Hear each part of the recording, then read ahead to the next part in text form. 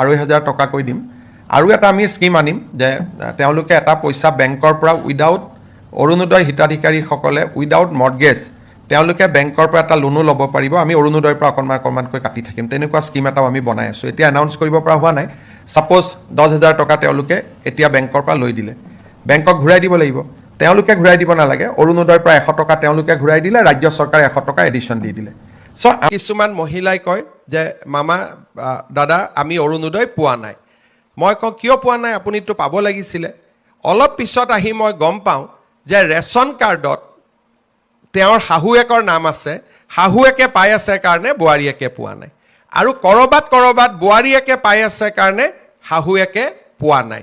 সেই কাৰণে বহু মহিলাই অৰুণোদয় নোপোৱাৰ অভিযোগো চলি থাকে পৰৱৰ্তী সময়ত আমি এনে পৰিয়ালসমূহকো কেনেকৈ যোগ্য মহিলাগৰাকীয়ে অৰুণোদয় পাব পাৰে তাৰ বাবে আমি ব্যৱস্থা ল'ম লাহে লাহে অৰুণোদয় পুঁজিৰ যিটো আজি আপোনালোকে 1250 পাই আছে তাকো আমি লাহে লাহে ইয়াক বঢ়াই লৈ যাম তৃতীয়তে আমি আৰু এটা সুবিধা কৰিব খুজিছোঁ যেনেকুৱা আজি মোৰ অৰুণোদয় আমি বছৰত 1250 টকাকৈ যদি আমি 10 মাহত যোগ কৰোঁ তেতিয়াহ'লে আমি অৰুণোদয় কিমান পাওঁ 12,050 টকা পাওঁ লগত যদি আৰু 2 মাহ যোগ কৰি দিওঁ তেতিয়াহ'লে আমি 15,000 পাওঁ আমি 15,000 টকা পাওঁ কিন্তু কাৰোবাৰ যদি প্ৰয়োজন বোলে মই 1250 টকা পাওঁ কিন্তু আজি মই তৎকালীনভাৱে মোক 2,000 টকা লাগে 3,000 টকা লাগে তেতিয়াহ'লে আপোনালোকক আমি এটা ভৱিষ্যতৰ দিনত সুবিধা কৰি দিম যে আপোনালোকে সুদত কাৰোৰ পৰা টকাটো ল'ব নালাগে অৰুণোদয়ৰ পৰাই আপোনালোকে 2,000 টকা আগতীয়াকৈ ল'ব পাৰিব পিছত আমি 200 টকা কৰি আপোনালোকৰ পৰা অৰুণোদয়টো কাটি আমি গৈ থাকিম নহ'লে পূজাৰ আগতে বা ল'ৰা ছোৱালী এডমিশ্যনৰ সময়ত আপোনালোকক কেতিয়াবা 5,000 টকাৰ দৰকাৰী হয় এতিয়া আপোনালোকে 5,000 টকাটো বিচাৰি পেলাই কাক যাব লাগে কোনোবা গাঁৱৰ মানুহৰ তাত গৈ 5,000 টকাটো সুদত ল'ব লাগে কিন্তু আপোনালোকৰ অৰুণোদয়ত ইতিমধ্যে মাৰ্চলৈকে পাবলগীয়া টকা 7,000 আছেই বা 4,000 টকা আছে আপোনালোকে যিমান টকা বছৰটোত পাবলগীয়া আছে হিমানখিনি টকা আপোনালোকে আমাৰ পৰা আগতীয়াকৈ খুজি ল'ব পাৰিব আমি আপোনালোকৰ টকাটো মাহত কাটি গৈ থাকিম তেতিয়া কি হ'ব বিনা সুদত আপোনালোকে এডভান্স ল'ব পাৰিব তেতিয়া বোলে মই অক্টোবৰ নৱেম্বৰ মাহৰ অৰুণোদয়টো মোক আজিয়ে লাগে মোৰ ল'ৰা ছোৱালী কৰবাত এডমিশ্যন দিব লাগে বা কিবা বেমাৰ হৈছে মোৰ ঘৰত বিপদ হৈছে আপোনালোকে অৰুণোদয়টো আমাৰ পৰা আগতে ল'লে আমি আপোনালোকক মাহত কাটি দি থাকিলোঁ তাৰ মানে 15,000 টকাৰ 10,000 বা 8,000 টকা আপোনালোকে যাতে আমাৰ পৰা আগতীয়াকৈ ল'ব পাৰে তেনেকুৱাও এটা নতুন কাম এটা আমি আৰম্ভ কৰিম দ্বিতীয়তে আৰু এটা আমি কাম কৰিব পাৰোঁ যে মোক আজি 10,000 টকা বেংকৰ পৰা লোন লাগে আপোনালোকে 10,000 টকা বেংকৰ পৰা লোন ল'লে আৰু আমি বেংকক কম লোনটো বাইদেউজনে নিজে ঘূৰাই নিদিয়ে অৰুণোদয়ৰ পৰা 500 টকা কাটি থাকক তাৰ মানে 10,000 টকা লোন পালে 500 টকা অৰুণোদয়ৰ পৰা কাটি থাকিলে আৰু আপোনালোকে 10,000 টকাটো নিজৰ যি কামত লাগে তাক আপোনালোকে ব্যৱহাৰো কৰিব পাৰিলে তাৰ মানে অৰুণোদয় টকা আগতীয়াকৈ লোৱা বা অৰুণোদয়টো বেংকক মৰ্টগেজ দি বেংকৰ পৰা লোন লোৱা যেনেকৈ চাকৰিয়ালবিলাকে লোন লয় আৰু দৰমহাৰ পৰা কাটি গৈ থাকে তেনেকৈ অৰুণোদয়টোকো আমি এটা পৰ্যায়লৈকে লৈ যাব খুজিছোঁ যে অৰুণোদয় টকাটো বেংকে কাটি থাকিব অকণমান টকা ইনষ্টলমেণ্টত আৰু আপোনালোকে তাক এটা লোন ল'ব পাৰিলে বেংকৰ পৰা তেনেকৈ লোন লোৱা আৰু এডভান্স লোৱা এই দুইটা আঁচনিও আমি অৰুণোদয়ত সন্নিৱিষ্ট কৰিম লাহেকৈ তৃতীয়তে অৰুণোদয়ৰ হিতাধিকাৰী সংখ্যা বঢ়াম আৰু চতুৰ্থতে আমি অৰুণোদয়ৰ পুঁজিও আমি লাহে লাহে বৃদ্ধি কৰি গৈ থাকিম যাতে ই আপোনালোকক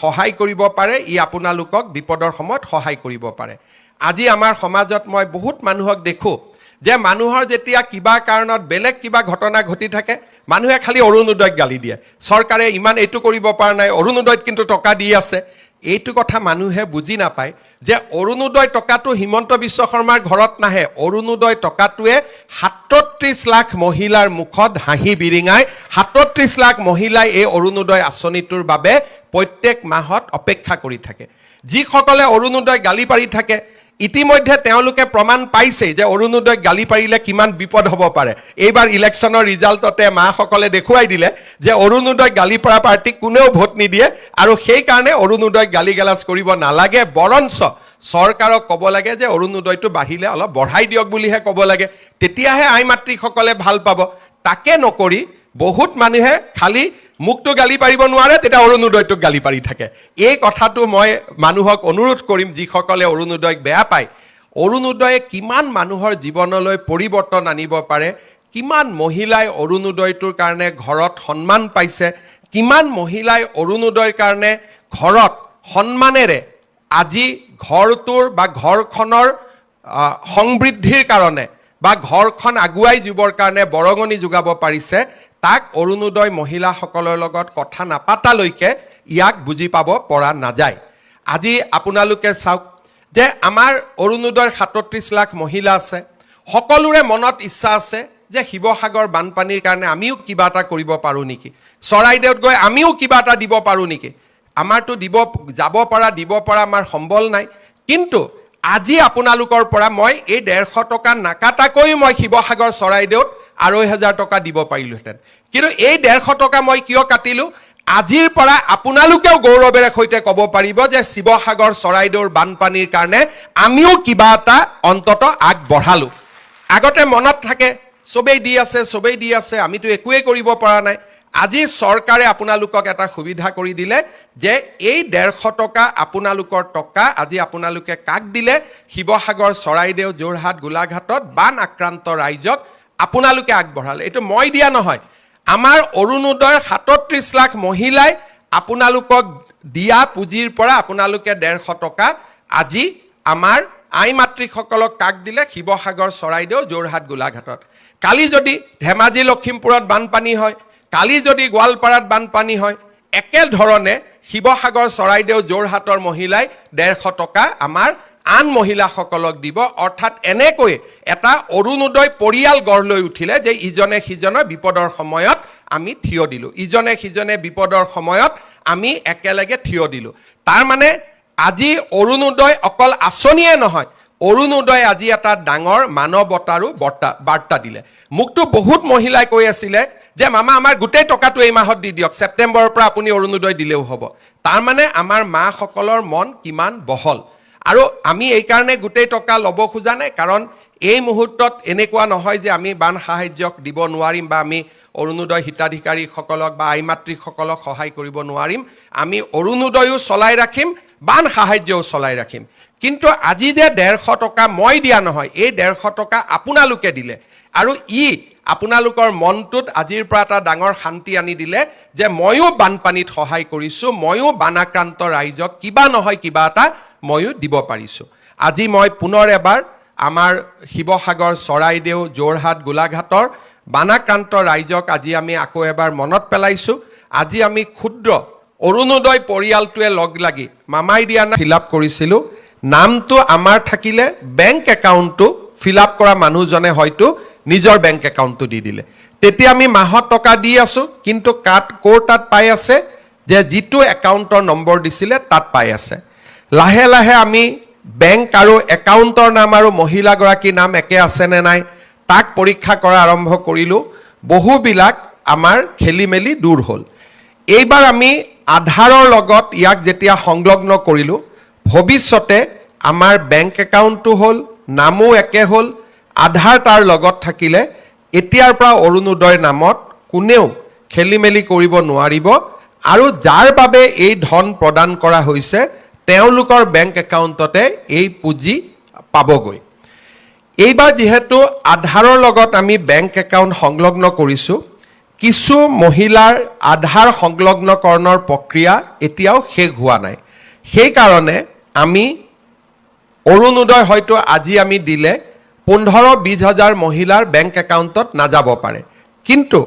আধাৰৰ সংলগ্ন কৰাৰ প্ৰক্ৰিয়া চলি আছে। আৰু আপোনালোকৰ এই প্ৰক্ৰিয়াত যাতে সহায় হয় তাৰ কাৰণে এইবাৰ আমি এজন অৰুণোদয় সাৰথী প্ৰত্যেক সমষ্টিতে নিযুক্তি কৰি দিম। যেতিয়াই আপোনালোকে অৰুণোদয় কোনোবা মাহত কিবা কাৰণে নাপাব, আপোনালোকে সেই অৰুণোদয় সাৰথীগৰাকীক সাক্ষাৎ কৰিব পাৰিব। তেওঁৰ নাম, মোবাইল নম্বৰ আমি গোটেইখিনি প্ৰচাৰ কৰি দিম, আৰু তেওঁলোক আমাৰ সমষ্টিৰ ব্যক্তি হ'ব। আপোনালোকে তেওঁলোকক গৈ সাক্ষাৎ কৰিব পাৰিব, আৰু তেওঁলোকে আপোনালোকৰ যেতিয়া অৰুণোদয় পোৱা নাই বুলি ক'ব, বেংকত ফোন কৰিব, বেংকে ক'ব যে এই একাউণ্টটোক